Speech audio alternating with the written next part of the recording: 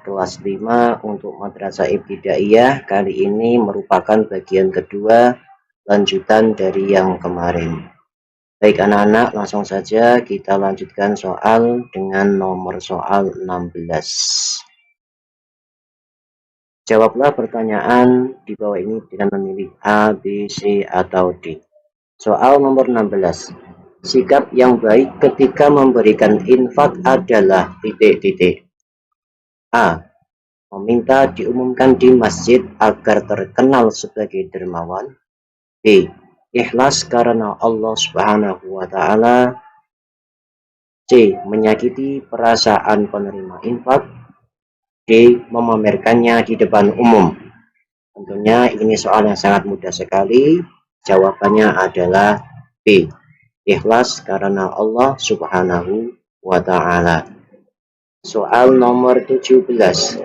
Berikut ini yang bukan merupakan golongan penerima infak adalah A. Fakir miskin, B.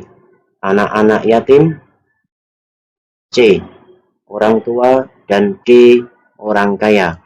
Sudah jelas bahwasanya ini yang bukan ya. Berarti jawabannya adalah orang kaya. Kita lanjutkan soal berikutnya. Nomor 18. Di antara rukun infak adalah pemberi infak. Orang yang memberi infak disebut dengan titik-titik. A. Munfik lahu, B. Munfik bihi, C. Munfik, D. Ijab qabul.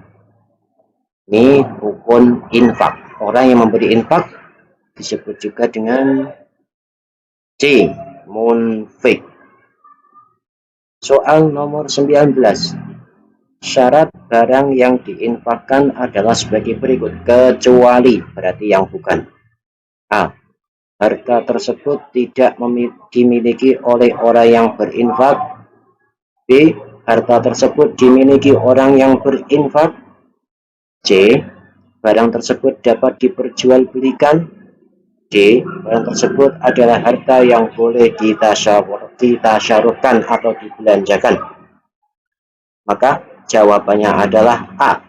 Harta tersebut tidak dimiliki oleh orang yang berinfak, kecuali kalau memang sudah diwakilkan atau dipasrahkan. Soal nomor 20. Pak Jarwo adalah salah satu orang yang kaya di kampungnya. Namun, apabila dimintai sumbangan untuk membangun sarana ibadah, dia selalu menolaknya. Tetapi apabila dimintai sumbangan untuk perbuatan maksiat, maka dia memberikannya. Sikap Anda yang baik sebagai tetangga Pak Jarwo adalah A. Mengancam Pak Jarwo dengan kekerasan agar mau menyumbang sarana ibadah. B. Tidak peduli karena itu adalah hak Pak Jarwo. C.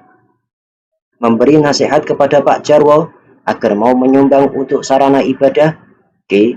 Mencuri sebagian harta Pak Jarwo untuk menyumbang pembangunan sarana ibadah. Maka jawabannya adalah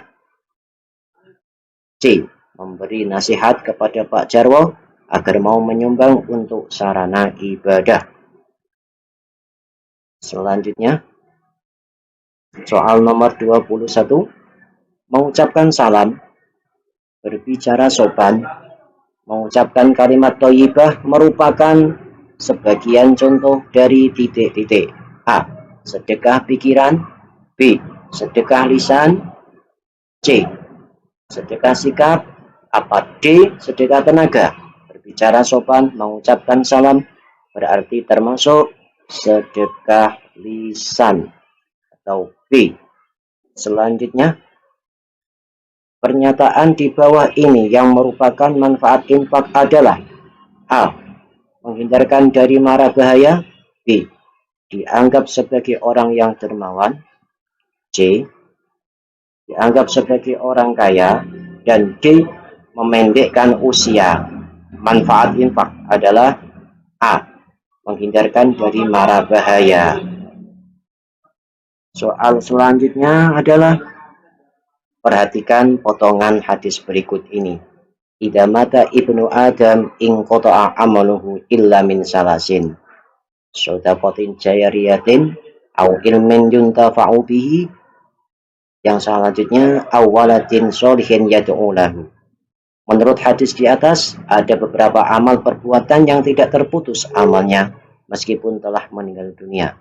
Berikut ini yang bukan, ya, yang bukan termasuk isi kandungan hadis di atas adalah A. Anak yang mendoakan kedua orang tuanya. B. Sedekah jariah. C. Ilmu yang bermanfaat. D. Rajin mengerjakan sholat. Tentunya jawabannya adalah D, karena yang bukan termasuk kandungan isi hadis di atas.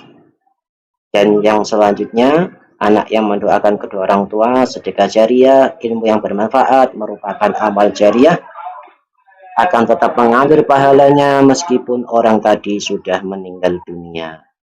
Selanjutnya adalah soal nomor 24. Perumpamaan orang yang mau menginfakkan hartanya di jalan Allah akan dibalas 700 kali lipat. Hal ini diterangkan oleh Allah dalam Al-Quran, yaitu surat A. Surat Al-Baqarah ayat 264. B. Surat Al-Baqarah ayat 261. C. Surat Ali Imran ayat 61. Dan D. Surat Ali Imran ayat 16. Maka jawabannya adalah surat Al-Baqarah ayat 261.